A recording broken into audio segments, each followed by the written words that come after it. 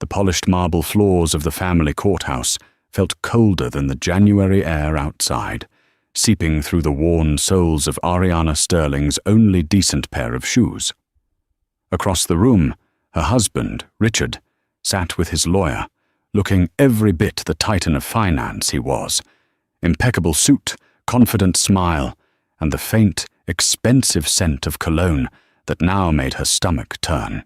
Beside him sat Isabella, the other woman, her hand resting proprietorially on Richard's arm, a diamond bracelet glittering on her wrist. They were a portrait of success. And Ariana? She was the inconvenient, messy past they were trying to erase. They thought this was a simple procedure, a formality to discard a used-up wife. They had no idea that the truth, a secret buried so deep even she had only just unearthed it, was about to detonate in this very room. For 17 years, Ariana's life had been a symphony composed by Richard. He was the conductor, and she the first violin, a role she once cherished. She had been Ariana Vance, a promising painter whose canvases buzzed with color and life. Then she met Richard Sterling, a charismatic junior analyst with eyes that saw a future he was determined to build. He didn't just love her. He loved the idea of her, the talented, beautiful artist who would complete his perfect life. "We'll be a team," he had whispered to her in the cramped, paint-splattered studio she rented downtown. "You'll inspire, I'll provide. You'll never have to worry about a thing." And for a while, it was true. He provided. A beautiful home in the suburbs, a luxury car, a life free from financial worry. In return, the paintbrushes gathered dust, the canvases remained blank. Her new art became hosting flawless dinner parties for his clients, managing their home with quiet efficiency, and raising their daughter, Lyra, into a bright, kind-hearted teenager. Her world shrank to the size of Richard's ambition, and she convinced herself it was a fair trade. Love, after all, required sacrifice. The first crack in the facade appeared not with a bang, but a whisper. A late-night text he tried to hide. An unexplained weekend business trip. A new cloying perfume on his shirts.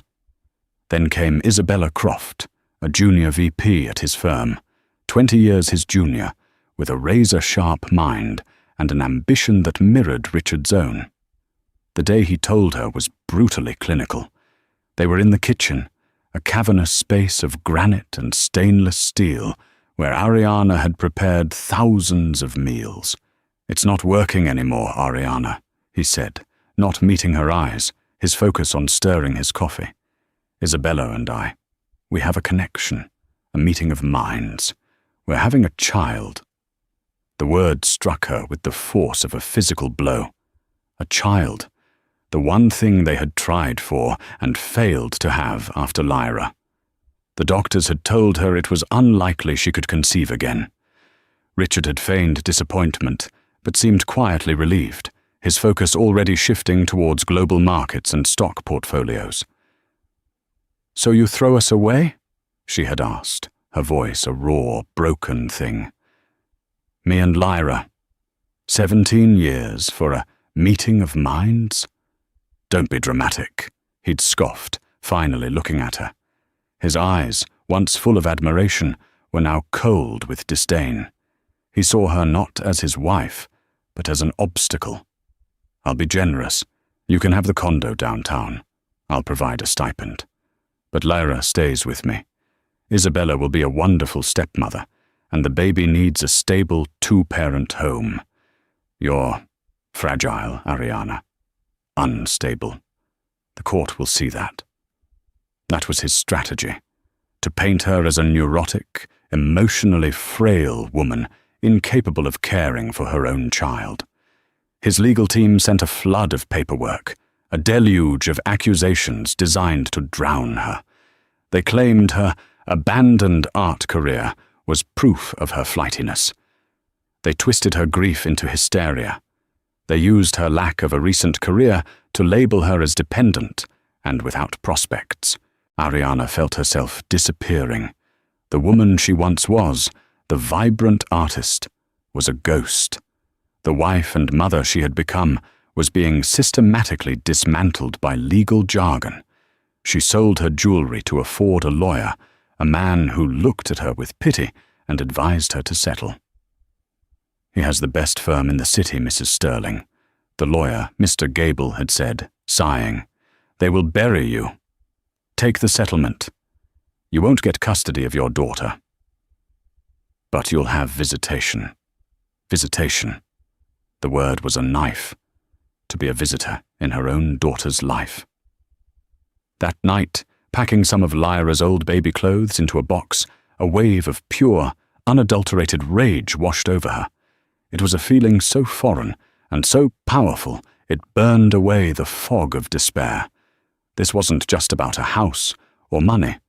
This was about her identity, her motherhood, her entire life's work. Richard wasn't just leaving her. He was trying to erase her. He had composed their life, and now he was trying to write her out of the final movement. She picked up the phone, her hand shaking not with fear, but with a newfound, terrifying resolve. She fired Mr. Gable. She had one last desperate idea, a name given to her by a friend from a women's shelter she had once volunteered at.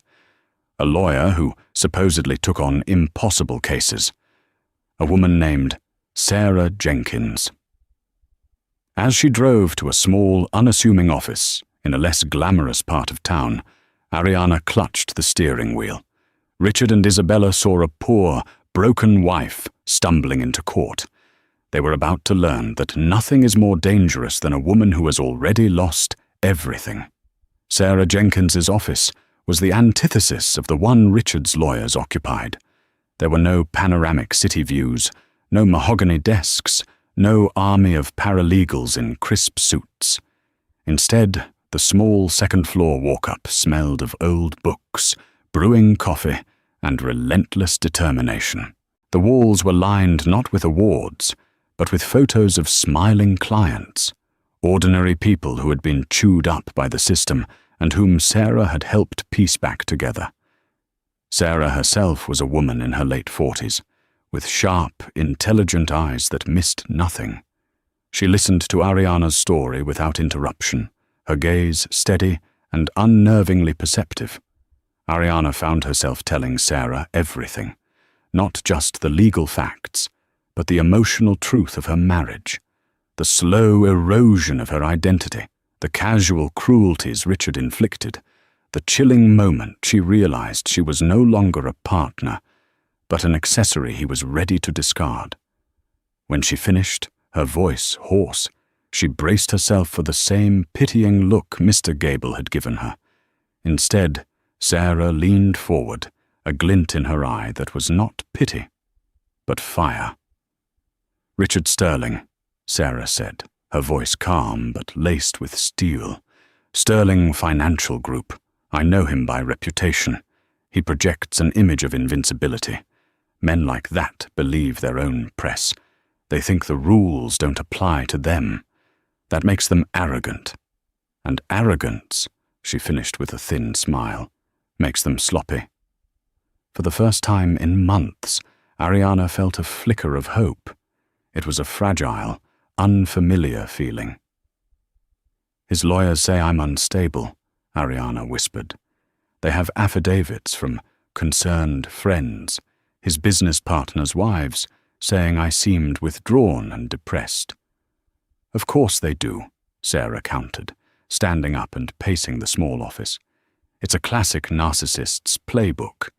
Gaslight, isolate, and discredit. First, we fight fire with fire. We'll get affidavits of our own, your real friends, your volunteer work, your relationship with Lyra. We will paint a portrait of a devoted mother who sacrificed her own ambitions for her family, only to be betrayed." Sarah's strategy was twofold. The first part was defensive, to counter Richard's narrative and prove Ariana was a stable, loving parent. She had Ariana collect letters from Lyra's teachers, from the parents of Lyra's friends, from the shelter where Ariana volunteered. Each letter was a small brushstroke, repainting the picture of the woman Richard was trying to erase. The second part was offensive. He's claiming financial hardship to lowball your settlement, despite being a multi-millionaire, Sarah said, poring over the financial disclosures Richard's team had sent. These numbers, they're too neat, too perfect. He's hiding assets. I'm going to file for a forensic accountant to go through every transaction he's made in the last 5 years. Ariana's eyes widened. Can we do that? We can and we will, Sarah stated. The court will grant it if we provide reasonable suspicion. And I have more than suspicion. I have a gut feeling. But Sarah's intuition went beyond the finances. There was something about Isabella Croft that bothered her. In the pictures Ariana had shown her, pulled from social media, Isabella was always perfect. Perfectly coiffed, perfectly dressed, her hand always protectively on her burgeoning baby bump. She projected an image of maternal bliss. Tell me about her, Ariana. Everything you know. Not much, Ariana admitted. She's from a wealthy family in Boston, top of her class at Wharton. Richard said she was the sharpest analyst he'd ever seen. He was mentoring her. Mentoring, Sarah said, the word dripping with sarcasm. How long were they together before he told you? I don't know. Months at least, maybe a year. Sarah tapped a pen against her legal pad, her brow furrowed in thought. Something's not right. The timeline. He leaves his wife of 17 years for a woman he's known for a year, who conveniently gets pregnant right as her career is taking off. It's a bit too scripted. That night, Ariana couldn't sleep. Sarah's words echoed in her mind. Arrogance makes them sloppy. She thought about Richard's obsession with control, with crafting the perfect narrative. His life was a series of calculated moves, marrying the beautiful artist, having the perfect daughter, reaching the pinnacle of his career, and now trading in his aging wife for a younger model and a new heir. It was all part of the Richard Sterling brand. But what if there was a variable he hadn't accounted for? Driven by an impulse she didn't understand, Ariana went to her old, dusty art studio in the attic. She pulled out a blank canvas, and for the first time in over a decade, she began to sketch. She didn't sketch a landscape or a still life. She sketched Isabella's face from memory, the confident smile, the ambitious eyes. But as her charcoal moved across the canvas, another face began to emerge from the periphery. A face she had seen in the background of a few photos from a company gala. A young, handsome man, always hovering near Isabella, his expression unreadable. She remembered his name, Daniel Peterson, one of Richard's junior associates. A quiet, ambitious young man Richard often mocked for being all polish and no substance. Ariana stared at the sketch, a cold dread mixing with a wild, improbable idea. It was nothing, a coincidence. But in a life that had been so brutally upended, she was learning to trust the whispers of her own intuition, an instinct she had suppressed for far too long. The next morning, she called Sarah Jenkins. "Sarah," she said, her voice low and urgent, "I think we need to look into Isabella. Not just her finances, her personal life. And I think you should start with a man named Daniel Peterson." Sarah Jenkins believed in evidence, but she also believed in the primal instinct of a woman fighting for her child. Ariana's call about Daniel Peterson was a long shot, a gut feeling based on a half-remembered face. But in a case this lopsided, long shots were all they had. "A private investigator," Sarah said over the phone. "It's expensive, Ariana, and it might turn up nothing." "I don't care," Ariana replied, her voice firm. She had sold a small painting she'd made in college to a collector who had followed her early career. It wasn't much, but it was enough. I have a feeling about this. Richard's blind spot is his own ego. He wouldn't see a threat from someone he considers beneath him. Sarah hired Mark Corrigan, a former detective with a bloodhound's nose for secrets. He was discreet, thorough, and utterly unimpressed by wealth and power. His first task was simple: to build a complete picture of Isabella Croft's life in the months leading up to her relationship with Richard becoming public. Mark's initial report came a week later. On the surface, Isabella was exactly who she claimed to be. Her work schedule was grueling, her social life revolved around corporate events, and her apartment was in a high-security building. She was the model of a focused, career-driven woman. But, Mark said, sliding a folder across Sarah's desk, there are gaps, little windows of time, lunch hours that stretch to 2, evenings where she leaves the office and doesn't go straight home. Nothing concrete, but a pattern. The name Daniel Peterson was a ghost. He and Isabella worked in the same department, but there was no record of unusual interaction, no emails, no project overlaps. Publicly, they were just colleagues. "Keep digging, Mark," Sarah urged. "Be a shadow." Meanwhile, the forensic accountant Sarah had hired, a meticulous woman named Lena, was excavating Richard's financial empire. What she found was a labyrinth of shell corporations, offshore accounts, and undeclared assets. Richard hadn't just hidden a few $1,000s, he had concealed millions. He had systematically undervalued shared assets and created a financial narrative that painted him as a man under considerable strain, all while living a life of obscene luxury. "This is our bombshell for the financial settlement," Lena told Sarah, her eyes alight with professional satisfaction. He lied under oath in his declarations. "This isn't just unethical, it's perjury. The judge will crucify him." This was a major victory, enough to secure Ariana's financial future. But it wouldn't win her custody of Lyra. For that, they needed to dismantle the core of Richard's argument, that he and Isabella offered a more stable home. The breakthrough came on a rainy Tuesday afternoon. Mark Corrigan called Sarah with a tone of quiet urgency. "I've got something. Isabella has a weekly appointment she doesn't list on her calendar.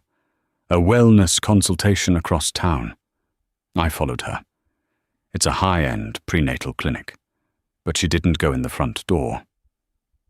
She met someone in the coffee shop next door first. Daniel Peterson." Sarah's heart hammered against her ribs. What did they do? They talked for 10 minutes. He looked stressed. She looked angry. He handed her an envelope. Then she went to her appointment, and he walked away. "I got you something else." Mark's voice was grim. After he left the coffee shop, he was smoking. He threw the cigarette butt in a public trash can. "I have it. Bagged and tagged." This was it. The thread. A cigarette butt containing Daniel Peterson's DNA. It was circumstantial, but it was more than they'd had before. The problem was, they had no legal way to compel a paternity test for Isabella's unborn child based on such flimsy evidence. A judge would laugh them out of court. "We can't force a test," Sarah mused, pacing her office, "but we can plant a seed of doubt. We can make Richard question it himself."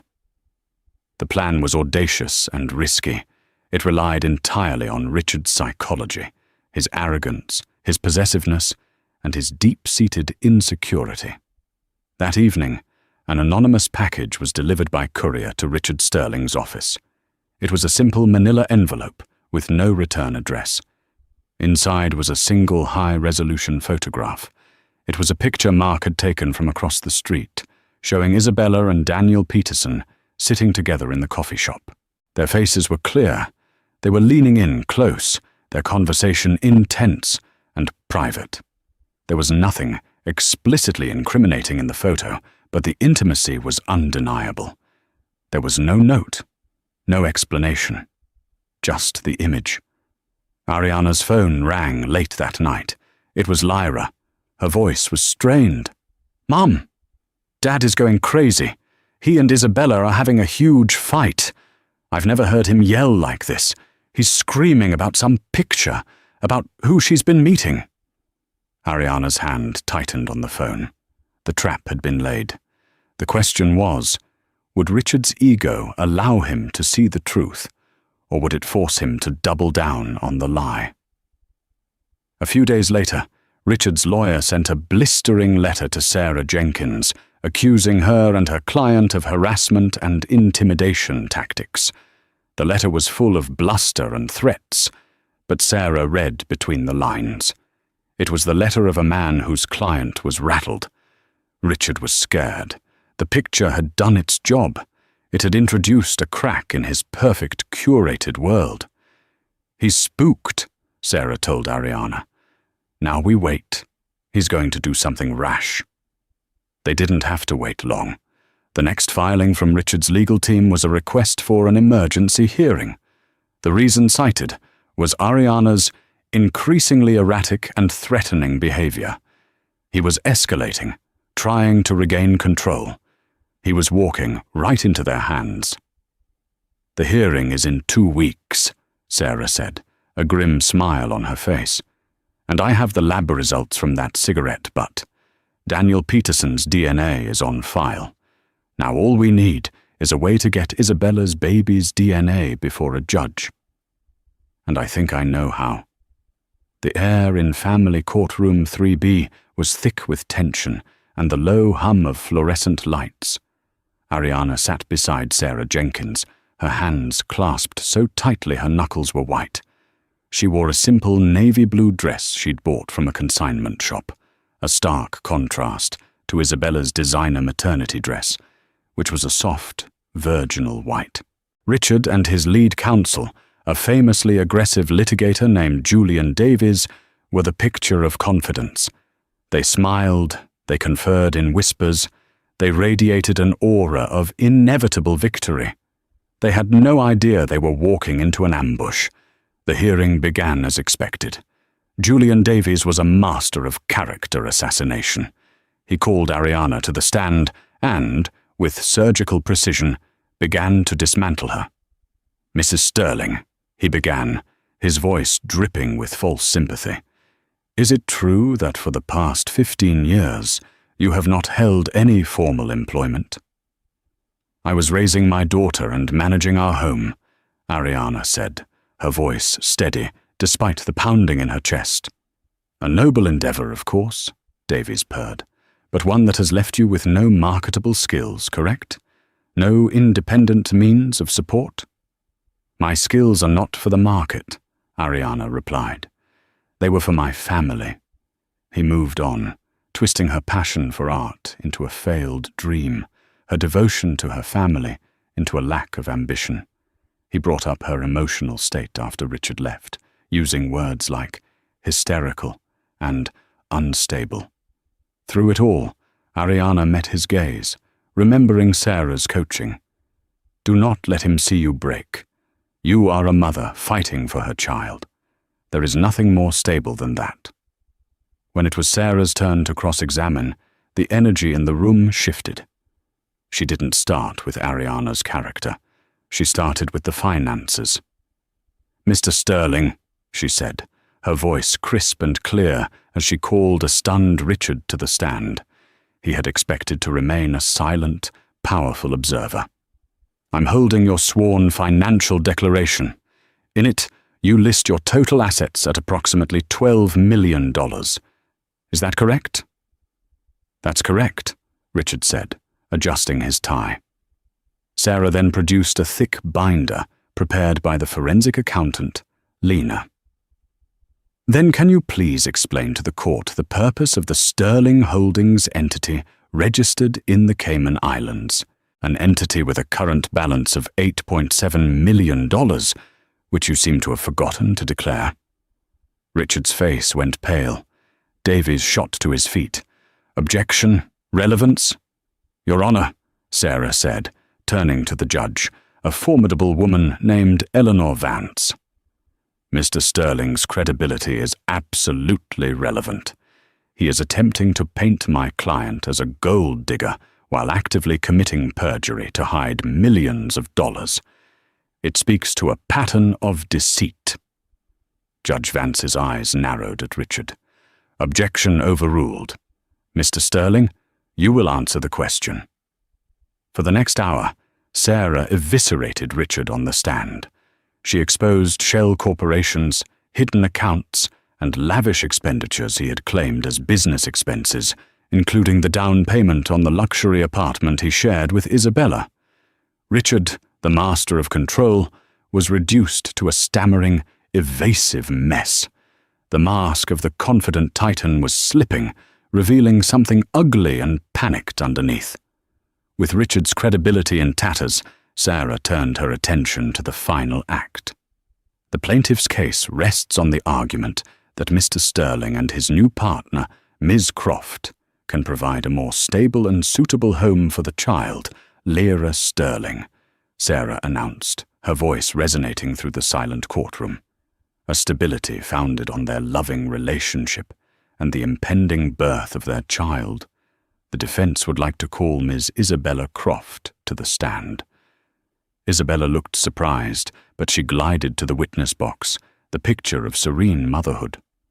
She answered Sarah's initial questions with practiced ease, describing her deep love for Richard and her excitement to welcome their baby and be a stepmother to Lyra. "Ms. Croft," Sarah said, her tone shifting, "your relationship with Mr. Sterling is the foundation of this new family you wish to build. Can you tell the court when your romantic relationship began?" "About a year ago," Isabella said smoothly. "And you conceived your child approximately 7 months ago." "Yes, that's right." Sarah paused, letting the silence hang in the air. "Ms. Croft, is it not true that at the same time you began your relationship with Mr. Sterling, you were also involved in a close, personal relationship with another colleague at Sterling Financial, Mr. Daniel Peterson?" Isabella's composure flickered, a flash of panic in her eyes. "Daniel, we're colleagues, friends, that's all." Davies stood again. "Objection. This is a fishing expedition, Your Honor." "Where are you going with this, Ms. Jenkins?" Judge Vance asked, her expression stern. "Your Honor," Sarah said, her voice ringing with conviction, "we have evidence that Ms. Croft has been in regular private contact with Mr. Peterson. We also have reason to believe that Mr. Sterling is not the biological father of her unborn child." The courtroom erupted in gasps. Richard shot out of his chair, his face purple with rage. "That is an outrageous lie. This is slander, a desperate, pathetic attempt by a scorned woman." Isabella was paper white, her hand protectively on her stomach. "It's not true. It's a vicious lie." "Then you would have no objection to proving it," Sarah said, playing her final card. "Your Honor, we have on site a certified phlebotomist. A non-invasive prenatal paternity test can be performed with a simple blood draw from the mother and a cheek swab from the alleged fathers. It is quick, painless, and 99.9% accurate. We are petitioning the court to order Ms. Croft, Mr. Sterling, and—" Sarah paused for dramatic effect. "Mr. Daniel Peterson, who I have subpoenaed and who is waiting outside this courtroom, to submit to this test, to settle this matter once and for all." The room fell into a deathly silence. Every eye was on Isabella. Her carefully constructed world was crumbling around her. She looked at Richard, whose face was a mask of fury and dawning horror. She looked at the implacable face of Judge Vance. The trap wasn't just laid, it had been sprung, and Isabella was caught right in the center of it. She had two choices: refuse the test and confirm everyone's suspicions, or take the test and have the truth exposed to the world. Her breath hitched. Her eyes rolled back in her head. With a soft gasp, Isabella Croft fainted, slumping forward in the witness box. Chaos erupted. Court officers rushed to the witness stand as Richard, momentarily forgetting his rage, yelled Isabella's name. Julian Davies was frantically trying to request a recess, his voice drowned out by the shocked murmurs sweeping through the gallery. Ariana sat perfectly still, a silent island in the storm. She watched the scene unfold, not with triumph, but with a profound, aching sadness. This was the wreckage of her life, of 17 years of shared history, laid bare under the cold courtroom lights. She had wanted justice, but she had never wished for a demolition. Judge Vance's voice cut through the noise like a gavel. "Order! Order in this court! Mr. Davies, see to your client. Officers, clear the gallery. We will recess for 30 minutes." In the antechamber, Isabella was revived by paramedics. She was hysterical, sobbing and refusing to look at Richard, who was pacing like a caged animal. His face was a thunderous storm of disbelief, humiliation, and fury. The foundation of his new life, the very reason he had detonated his old one, was built on a lie. The son and heir he had gloated about was, in all likelihood, not his. Sarah and Ariana waited in a small private conference room. Sarah was pragmatic. She fainted to buy time.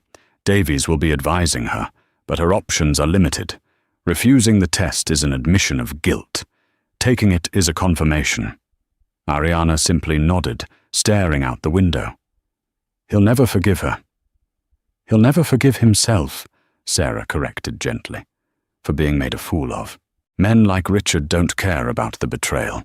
They care about the public humiliation.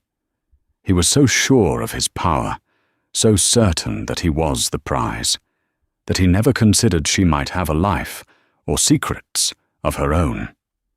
When court resumed, the atmosphere was funereal. The gallery was empty, save for the essential parties. Isabella was not present. Davies informed the court she had been taken to the hospital for observation, citing stress-related complications. Daniel Peterson, a pale, terrified young man in an ill-fitting suit, was brought into the courtroom and sat at the back, looking like he wished the floor would swallow him. Judge Vance addressed the court, her voice devoid of emotion. Given the extraordinary circumstances and Ms. Croft's medical condition, the matter of the paternity test will be addressed at a later date. However, the testimony and evidence presented today regarding the plaintiff's financial disclosures and general credibility are deeply troubling. She looked directly at Richard, her gaze so penetrating it seemed to strip him bare. "Mr. Sterling, this court does not take kindly to being lied to. Your attempts to defraud your wife and mislead this court are a matter of record. Your entire case for sole custody was predicated on the stability you claimed to offer. A stability that now appears to be a complete fabrication." Julian Davies attempted to interject, but the judge silenced him with a raised hand. "Miss Jenkins," she said, turning her attention to Sarah, "in light of today's revelations, what is your client's position?" Sarah stood, calm and resolute. "Your Honor, my client, Mrs. Sterling, has only ever had one goal: to ensure the well-being of her daughter, Lyra. She is not a vindictive woman.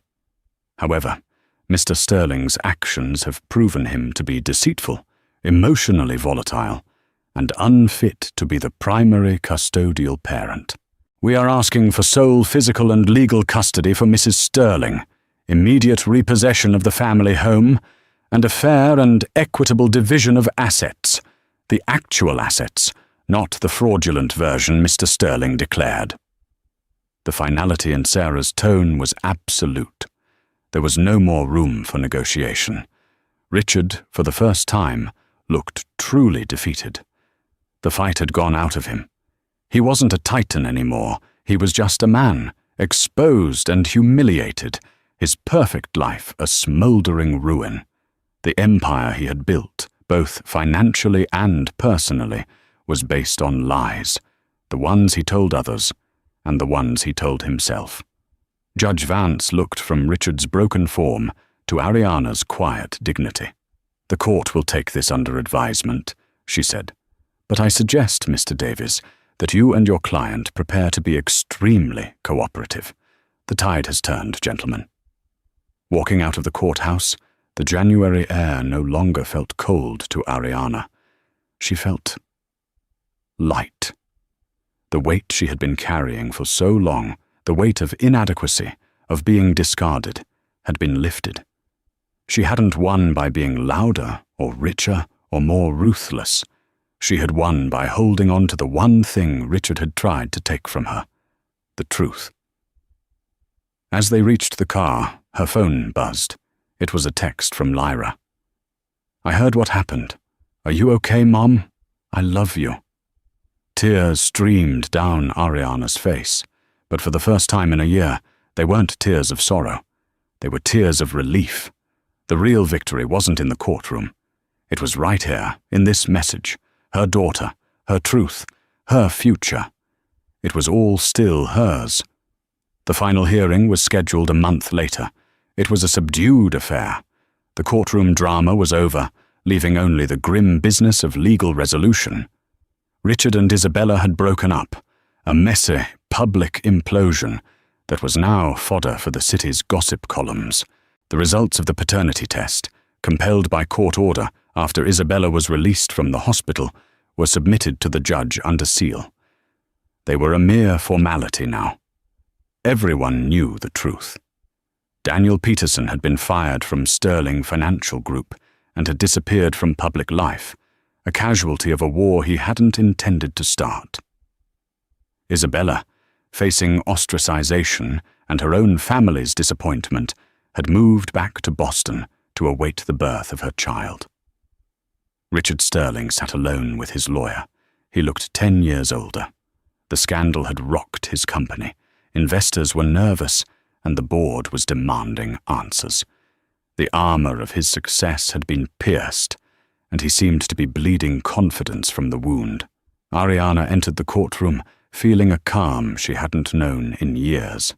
She had spent the last month with Lyra in a small, rented apartment, reconnecting not as a fragile mother and a worried daughter, but as two strong women. She had also started painting again, small watercolors at first, then larger, more ambitious canvases. The colors were returning to her life, literally and figuratively. Judge Eleanor Vance entered the room and all stood.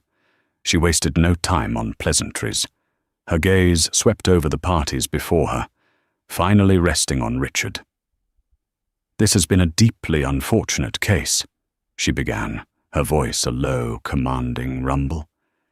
"It is a case that speaks to the corrosive nature of deceit, not only in our financial affairs, but in our most intimate relationships." She picked up a document. First, the matter of paternity.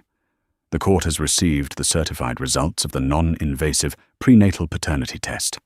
The results confirm with 99.997% certainty that the biological father of Ms. Croft's unborn child is Mr. Daniel Peterson. Mr. Sterling is conclusively excluded. Even though it was expected, the finality of the words sucked the air out of the room. Richard flinched as if struck. The official, undeniable truth was a public branding of his humiliation. Judge Vance set the paper down. "This fact, while personally devastating for some, is legally relevant only insofar as it completely invalidates the plaintiff's central argument for custody, that he was creating a new, stable, two-parent family unit. It is clear that the foundation of Mr. Sterling's new life was, in fact, a house of cards." She then turned to the financial matters. Her voice became colder, sharper. "Regarding the division of assets, this court has reviewed the findings of the forensic accountant. Mr. Sterling, your deliberate and systematic attempt to hide more than $10 million from your wife and from this court is not just contemptible, it is criminal. I am referring this matter to the District Attorney's Office for investigation into perjury and financial fraud." Julian Davies paled, putting a restraining hand on Richard's arm as he started to rise in protest. "Therefore," the judge continued, her voice rising in authority, "the court orders the following. 1. Sole legal and physical custody of the minor child, Lyra Sterling, is awarded to her mother, Mrs. Ariana Sterling." Ariana gasped, tears welling in her eyes as she reached for Sarah's hand. 2. The family home is to be signed over to Mrs. Sterling, free and clear of any encumbrance, within 30 days. Mr. Sterling will vacate the premises immediately. 3. All concealed assets are to be considered part of the marital estate. Mrs. Sterling is awarded 60% of the total marital assets, valued at approximately $23 million. In light of Mr. Sterling's egregious conduct and financial misconduct, this amounts to a settlement of just under $14 million. A choked sound escaped Richard's throat. He was being systematically dismantled, his life's work carved up and given away. 4, the judge went on, her eyes locking onto his. Mr. Sterling will pay for all of Mrs. Sterling's legal fees. And finally, he will pay child support for Lyra, based on his true income, and he will be responsible for her entire college tuition at a university of her choosing.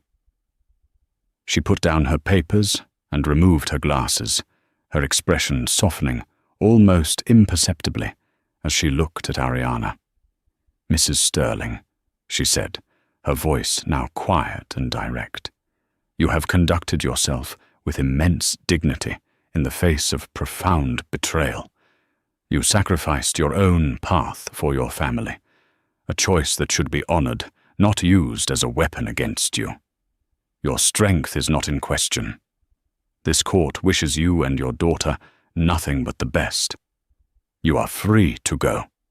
With a final sharp rap of her gavel, it was over. 17 years of a life, dissolved and remade in a single hour. Ariana walked out of the courtroom, not into the cold January air of her first visit, but into the bright, promising light of a March afternoon. She was no longer Mrs. Richard Sterling, the poor, discarded wife. She was Ariana Vance, the artist. Ariana Sterling, the mother, a woman who had walked through fire and emerged not burned, but forged. 1 year later, the scent of turpentine and oil paint filled the large, sun-drenched attic studio of the house Ariana had once called a cage. Now, it was her sanctuary. Sunlight streamed through the skylights, illuminating a dozen canvases in various stages of completion. They were vibrant, bold, and alive, a riot of color and emotion that told the story of a woman reclaiming her soul. Her solo exhibition, titled Resilience, had opened to rave reviews a month prior. Critics who had once lamented the disappearance of the promising young artist Ariana Vance were now hailing her triumphant return. The centerpiece of the show was a striking, abstract portrait. From a distance, it looked like a storm of chaotic, dark colors. But up close, one could see a single, brilliant thread of gold weaving its way through the darkness, emerging into a burst of light on the other side. She had titled it Courtroom 3B. Lyra, now a high school senior, sat on a stool, sketching in her own notepad. She had her mother's artistic talent and her father's sharp intellect, a combination that made her a force of nature. Their relationship, once strained by the tension of the divorce, was now the anchor of Oriana's life. They were a team. "The gallery called again," Lyra said, not looking up from her drawing. "That collector from Germany wants to buy The Unraveling. He's offering way more than the asking price." Ariana smiled, adding a stroke of deep blue to her current work. Tell them the price is firm. It's not about the money. It truly wasn't. The settlement had provided more financial security than she had ever imagined. But her real wealth was this: the freedom to create, the peace in her own home, and the unwavering love of her daughter. Richard's life had taken a very different trajectory. The DA's investigation had led to a formal indictment for financial fraud. To avoid a trial, he had pleaded guilty to a lesser charge, paying millions in fines and serving 6 months of house arrest. His reputation was shattered. The board of Sterling Financial had forced him to step down as CEO. He was still a rich man, but the power and prestige he had craved his entire life were gone. He was a pariah in the circles he once dominated. He saw Lyra on supervised visits, their conversations stilted and awkward. He was a stranger to his own daughter. Of Isabella, they heard very little. Ariana had received a single, handwritten letter from her a few months after the verdict. It was short and surprisingly devoid of excuses. "I was wrong," it read. "I let ambition and a powerful man blind me. I am sorry for the pain I caused you and your daughter. I hope you find the peace you deserve." Ariana had read it, then tucked it away. She couldn't find it in her heart to forgive Isabella. Not yet, but she no longer carried the anger. It was too heavy a burden for the new life she was building. Sometimes, late at night, when the house was quiet, Ariana would look at her reflection in the dark studio window. The woman staring back at her was different from the one who had walked into the courthouse over a year ago. The fear in her eyes was gone, replaced by a quiet confidence. There were new lines on her face, but they were lines of laughter and concentration, not of sorrow. She had once thought Richard was the composer of her life's symphony.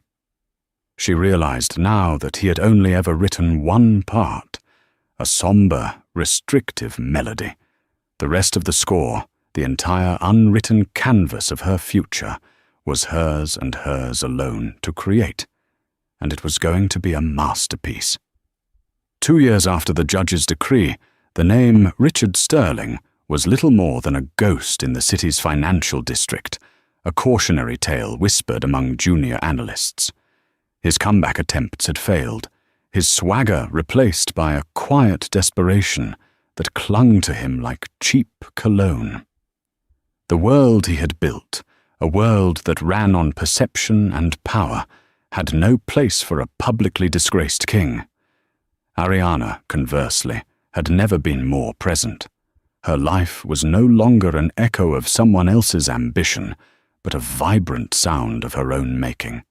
The art world, once a distant dream, was now her reality. Museums were inquiring about acquiring her pieces, and a prestigious New York gallery was hosting a new exhibition of her work. She had found her voice not in spite of her past, but because of it. She had learned to mix pain with pigment, resilience with resin, creating something beautiful and unbreakable from the shards of her broken life. The call came on a crisp autumn afternoon as she was sketching an idea for a new series, her studio filled with the scent of linseed oil and the soft jazz playing from a small speaker. It was Lyra, calling from her dorm at Brown University, where she was studying art history and economics, a perfect fusion of her parents' worlds. "Mum," Lyra's voice was hesitant. "He called me." "Dad." Ariana's hand paused over the paper. She and Lyra had an open line of communication about Richard. Ariana never spoke ill of him, believing Lyra deserved to form her own relationship with her father, however fractured it might be. "Oh? Is everything all right?" "He wants to see me.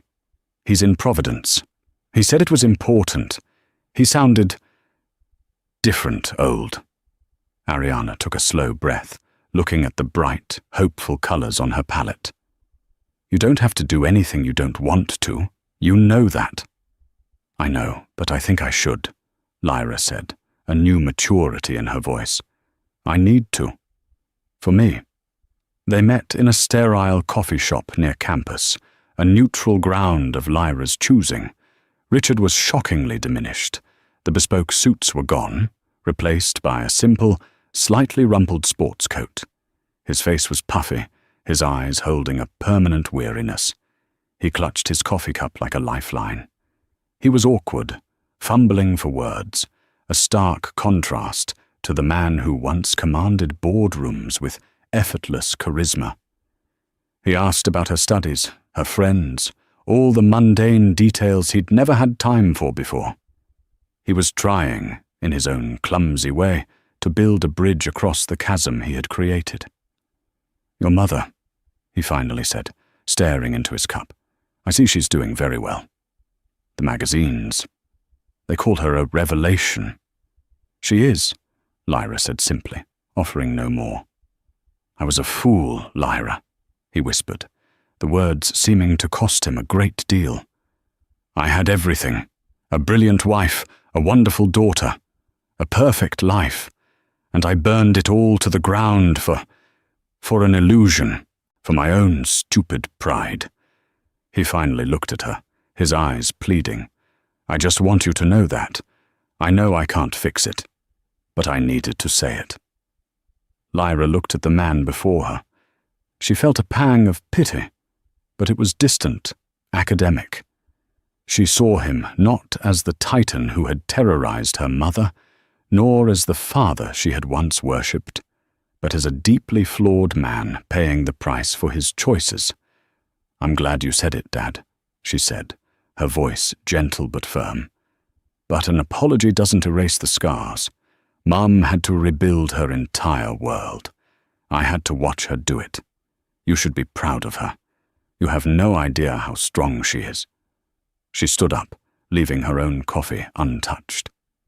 "I have to get to class. Take care of yourself." She walked away without looking back, leaving Richard Sterling alone at a small table, a relic of a past no one wanted to remember. A week later, Ariana was surprised by the buzz of her own doorbell. Standing on her porch was Richard. It was the first time he had been back to the house since the judge ordered him to vacate. He looked lost, as if the familiar architecture had become foreign to him. She didn't feel fear or anger. She felt a strange, hollow calm. She opened the door, blocking the entrance. "Richard, what are you doing here?" I saw Lyra," he stammered. "Ariana, I need to say I'm sorry for everything, for what I did to you, to us. I was arrogant. I was cruel. I destroyed the best thing in my life." Ariana listened to the words, the same ones he had likely practiced on Lyra. They were the right words, but they felt hollow, a performance for an audience of one. He was sorry for the consequences, sorry he'd been caught, sorry he had lost. She looked at him, truly looked at him, and saw the truth. He hadn't come for forgiveness. He had come for absolution to lessen his own burden. "You think you destroyed the best thing in your life," she said, her voice not unkind, but utterly devoid of the emotion he craved. "But you didn't, Richard. You set it free." She stepped aside, gesturing not for him to enter, but for him to see past her into the hallway. From where he stood, he could see straight through to the back of the house, where the doors to her studio were open. Visible on a large easel was a canvas, blazing with the brilliant colors of a sunrise. It was a painting of hope, of new beginnings, of a world he had no part in. "You didn't destroy me," she continued, her voice gaining strength. "You revealed me. You stripped away everything I thought I was, a wife, a hostess, a part of your world, and you forced me to find out who I truly am. I am an artist. I am a mother. I am whole, on my own. The life you burned down was a prison, and I never even knew it." She gave him a small, sad smile.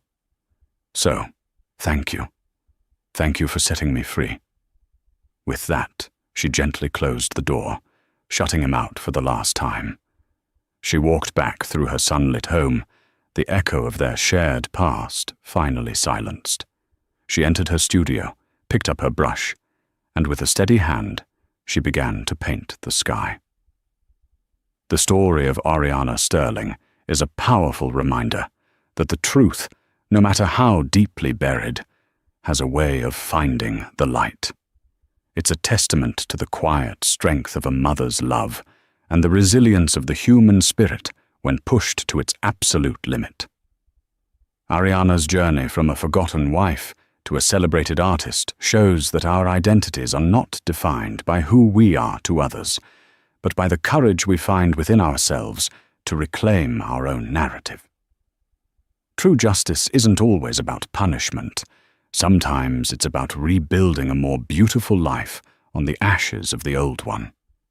If this story of resilience and ultimate vindication moved you, please give this video a thumbs up.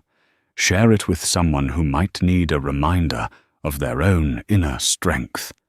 And don't forget to subscribe to our channel for more true-life dramatic stories that will keep you on the edge of your seat. Thank you for listening.